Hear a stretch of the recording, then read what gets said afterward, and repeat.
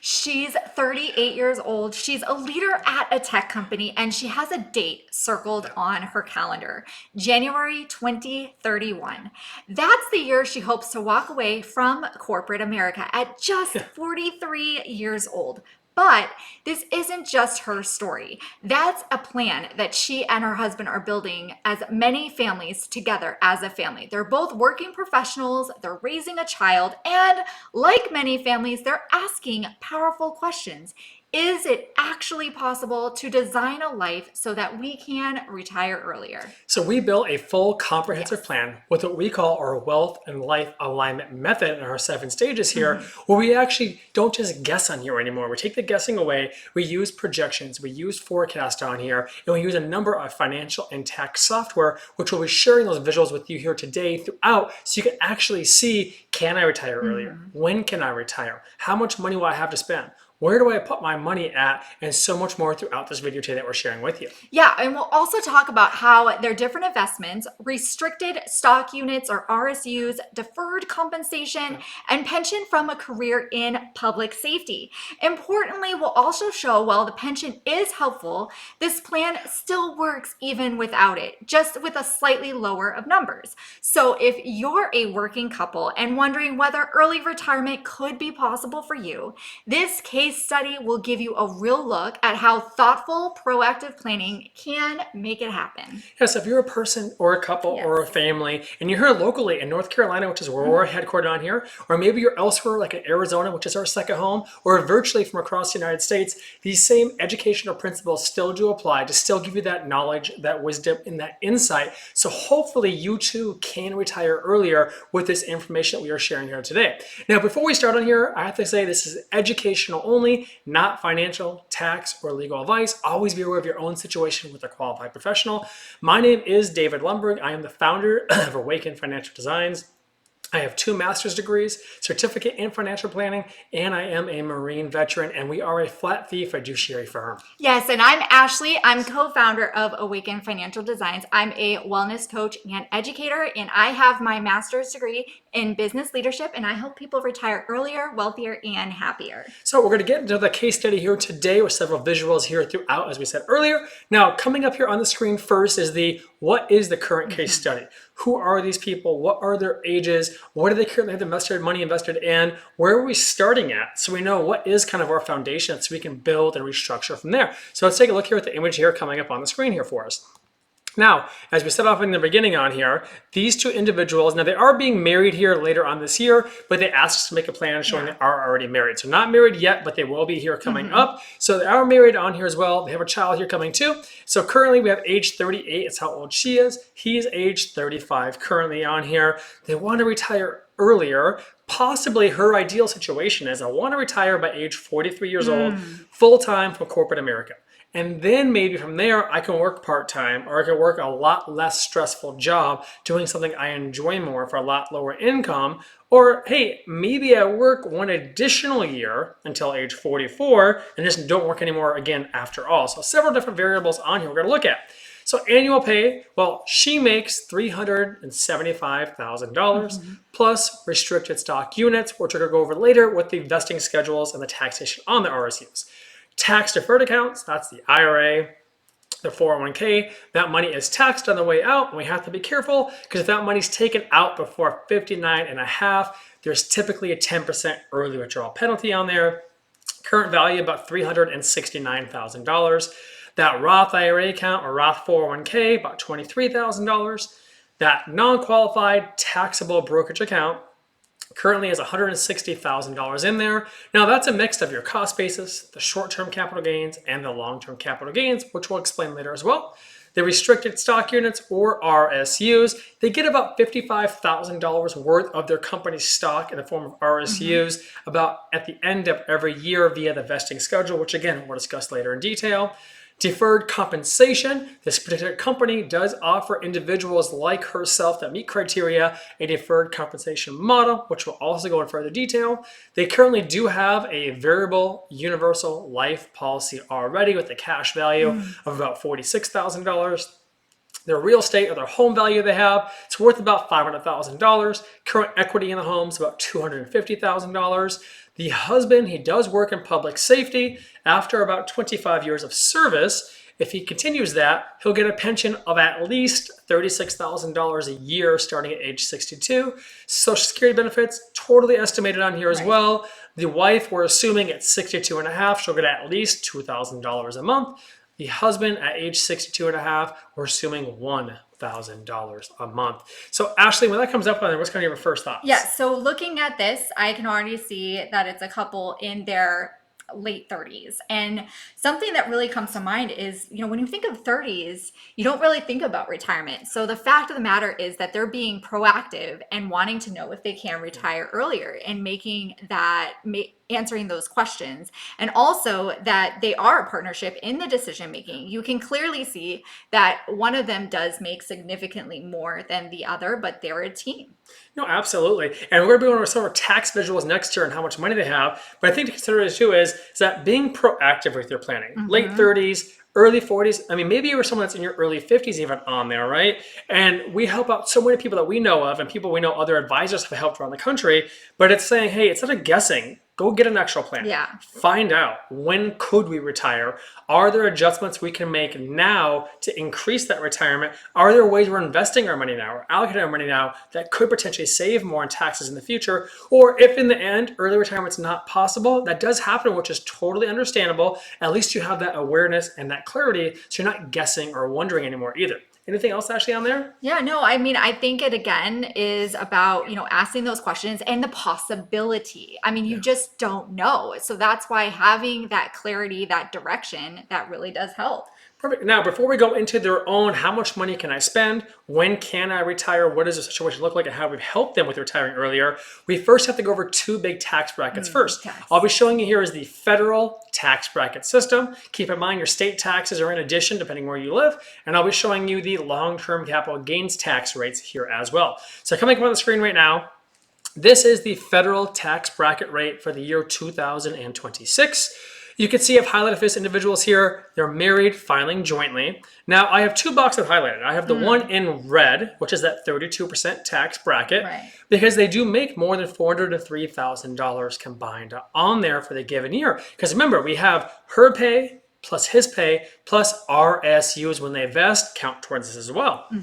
That puts them in that 32% bracket. Now keep in mind, you're not taxed on all your money at 32%. It's a funnel system, right? So the money from $403,000 to $512,000 is at 32%. Then it drops down to that $211,000 to $403,000 is at 24%, and it keeps dropping down, so on and so forth. Well, eventually, right, when they do retire earlier, or we get them to Vermont, which we're going to see later, we want them to kind of get to that green box, which is that 22% bracket, and that's kind of that money of that $100,000 to $211,000 is taxed at that amount and lower. So we're going to eventually get them from a 32% to a 22% federal tax bracket overall on here. Now, again, keep in mind, state taxes are additional on top of this as well. All right, so the next one now we're going to look at on here is what we call the long-term capital gains taxes. Now, keep in mind, this is for that non-retirement account. So that non-retirement or that taxable brokerage account, as it refers to. And the long-term capital gain says, I've hold my stock or ETF or mutual fund for more than one full year. And if you have a gain on that security that you then sell after one full year, that gain then gets taxed using the long-term capital gains tax rate and not the federal tax rate, which you saw earlier on there. Keep in mind too that when you take money out of a 401k or out of an IRA, it's taxed as ordinary income, also using that federal tax rate table too. But for that non-qualified brokerage taxable account, hold it for longer than a year. We get the long-term capital gains tax rates on here. And again, you can see in your married filing jointly. Now, the first $98,000 roughly on here is taxed at 0%, but it does count income you have. So if you're already working and you're already making $200,000, you don't start at the 0% bracket because you already have $200,000. So you're already starting off at the 15% bracket just for long-term capital gains. So if you are making, for example, $200,000 and you sold a long-term capital gain security for $100,000, that still puts you between the $98,000 and the $613,000. So you're only being taxed at 15% on here. So you're only being taxed at 20% is if your total income and your gains are over that $613,000 on there. So ideally for this couple too, we want to get them between that 0 to 15% tax bracket on that non-qualified account as well. And one thing to keep in mind is that that brokerage account on there for early retirement, it's so advantageous because it doesn't have any kind of early withdrawal fees. But what I mean by that is people don't know that your Roth IRA, the Roth 401k, even your 401k, your IRA, and the TSP. Typically, if you take that money out prior to 59 and a half years old, there's a 10% early withdrawal penalty, plus additional taxes can apply as well. Some employer plans might have a rule of 55 that it might allow for those 401ks, but typically at 59 and a half, but that brokerage account does not have those fees. So we can avoid those fees and utilize the long-term capital gains or the cost basis for that earlier retirement. Ashley, what are your thoughts or questions so far here? So honestly, like what you were showing was huge tax savings. Like going from one tax bracket to another, and the savings in that is significant overall. Yep, so now we're going to show you big picture on here. What does it look like? When can we retire? How much money do we have overall? So the next image really coming up on the screen here that we want to share with you really is the aha moment on here, right? Now, keep in mind for this individual, these couples on here, that year up there is showing 2042. Because remember in the plan, we're showing her leaving corporate America in 2031, and then she's working a part-time job or a less demanding job that pays a lot less money for the next 8 years, give or take on there. And then he has to work his 25 years to earn the pension in his public safety job too. But we're looking at 2042. They could have roughly $6.3 million in investable assets that we've helped them allocate to various account types like brokerage, Roth, 401k, and more. And they could have a net after taxes. So you can see in top center up there is a net number on there. So net after taxes, they could spend about $24,000 every month until the projected age of death on there. So just seeing that number on there and that visual, Ashley, what does that kind of do for you and the people we help when they see that? I really love this screen, honestly, like when we show people this, because it's just amazing to see how this is net of taxes. So this is literally take home in your pocket, don't have to worry. And having that 24,132, that does give that clarity and peace of mind. Yeah, and one thing else to keep in mind is like pensions, right? I know we're talking earlier, but you have to remember is pensions will be taxed as income when you receive those in the future around there. So people have to remember too is, hey, when I start getting that pension in the future, if you do have a pension, that will be taxed in the future as well on top of that. Now, other thing we're going to look at in here too is, hey, what about Roth IRA conversions, right? Conversions, we always hear about that. Everyone always says, just do them, just do them, just do them. Right. But as we know from prior videos and several case studies that we have shown, it might not always be best to do a Roth IRA. Maybe you never do one. Maybe you wait till certain times in life, because take it back to that federal tax bracket we saw, plus your state taxes on there. If you're already in a 32% tax bracket or something higher on there, typically it's not best to do a Roth IRA conversion. Because if you can get a 32% tax deduction as an example, right, not doing that, or you put that money in a brokerage account on there that lets you get long-term capital gains, why pay 32% tax to convert money to a Roth when you can maybe wait later on in life? So this chart coming up here on the screen, it's going to show you what we kind of call the optimal Roth IRA conversion windows. And again, several variables go on here, lots of tax calculations that our team does with the software too. But we're really looking on here is say, okay, in the years 2037 to 2041, or even earlier, our effective tax rate overall, we're still in that low 20% bracket, 20, 21, 22, sometimes 23. We don't want to do that quite yet. However, we kind of have a window or a time frame that in the year 2043 to the year 2057, right, it gets a little higher. So I'm kind of looking at this more 2043 to 2052, roughly a 9-year window. We have an effective rate of roughly only around 13.5% on average. So those are the years that I would start to then do Roth IRA conversions from that 401k and from that IRA, start converting it to a Roth, maybe up to that 22% federal tax bracket on there.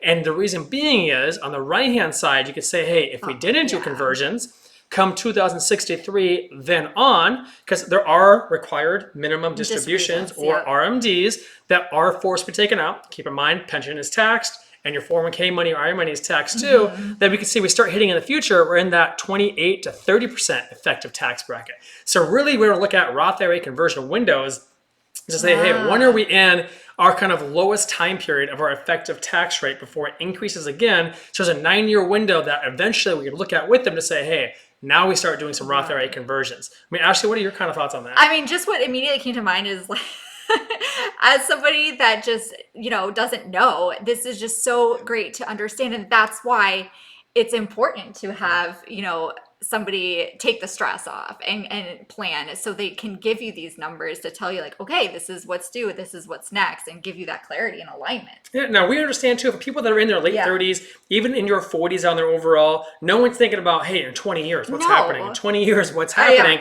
Right? But being But giving proactive now, that this could possibility. give you back 5 years. Yeah. Could be 7 years Yeah. of life. Could give you more money toward vacations. Could give you less stress and more clarity, which is why we're so big on the proactive planning here as well to help people out overall with that.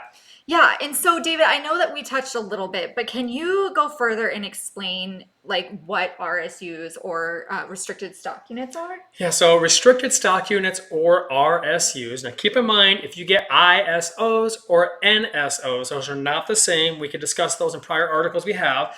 But RSUs is where your company or employer, they might give you a bonus each year because of your title at your company, position at your company, or maybe you earned them for some reason that. And they'll say, hey, we're going to have a vesting schedule. A lot of companies will do up to 3 to 5 years out in the future, projecting on there. And they'll say, hey, Ashley, what we're going to do for you is every December, we're going to go ahead and give you $60,000 worth of company stock. We'll call this company stock just A. So it's company stock A is what we're calling it on here. So December comes around.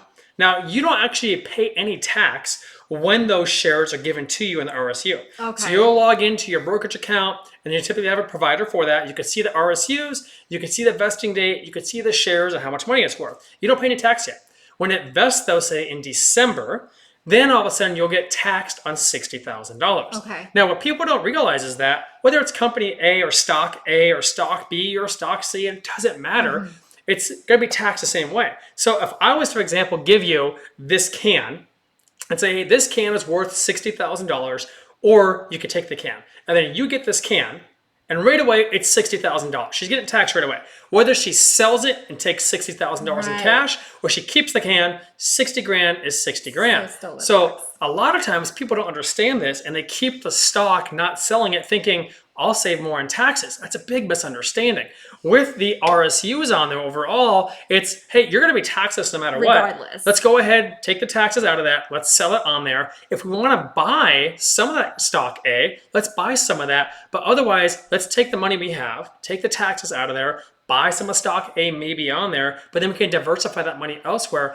Otherwise, so many people become heavily concentrated in one company stock because they have these RSUs that yes. vest year after year Okay. after year. And before you know it, they have 500,000. They have $1 million. We had somebody that had $3 million Yep. before in NVIDIA stock that we were helping out Yeah. with. We had someone else that had $7 million in a Netflix stock I that was happened gonna before say this that. too, right? Because these heavy concentrations build up from Wow. different stocks. So when you get these RSUs, be aware that when they invest is how you're taxed. Be aware you can sell those as is. If you want to buy some of the company stock, you can, or you can diversify as well.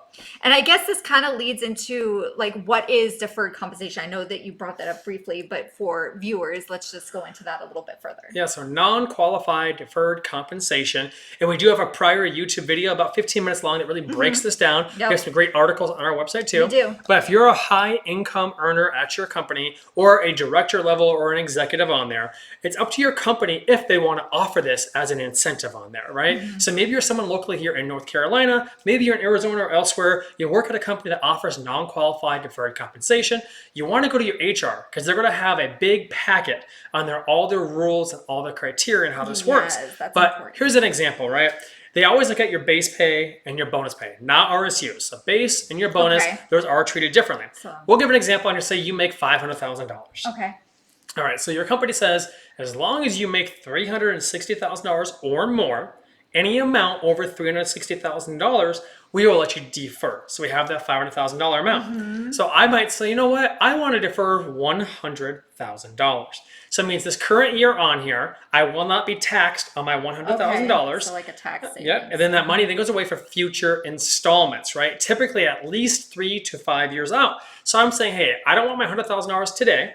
I'm going to let you hang on to that for the next 3 to 5 years. Now that money, what's cool is, depending on the company you're at, they will actually allow you to either invest that money that's being deferred, or they'll put it into an investment type of account that might get a 3 to 5% interest rate. So the 100 grand is not just sitting there doing nothing, it's growing over time. Well, now when I leave my employer, or I meet the criteria of the employer and I start getting my installments, I get the $100,000 in the future when I'm no longer working. So the idea is I'm taxed less on that money in the future, and I get a more greater deduction now on that non-qualified deferred comp. So essentially, just how it is like a tax savings now. It's a tax savings now, ideally, because if you're in that, say, 35% tax bracket, you don't want to pay $100,000 of 35%. That's $35,000. So if I can defer that in installments, wait till the future, maybe I'm only in a 24% tax bracket in the future, and not that 35% bracket.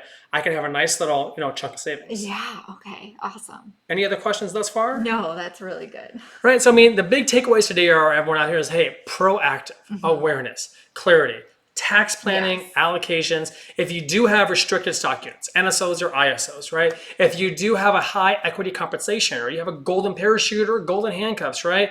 Or you're just a high income earner and you're just wondering, when can I retire? How much money can I spend, right? Don't have that guessing again, right? We are headquartered here in North Carolina. We are a flat fee financial planning firm on there. You can always see our website, more information on there. But if there's any questions at all, you can always comment or visit the website too. Yes, and sending you abundance and love, light, and light. I was trying to give you a lot more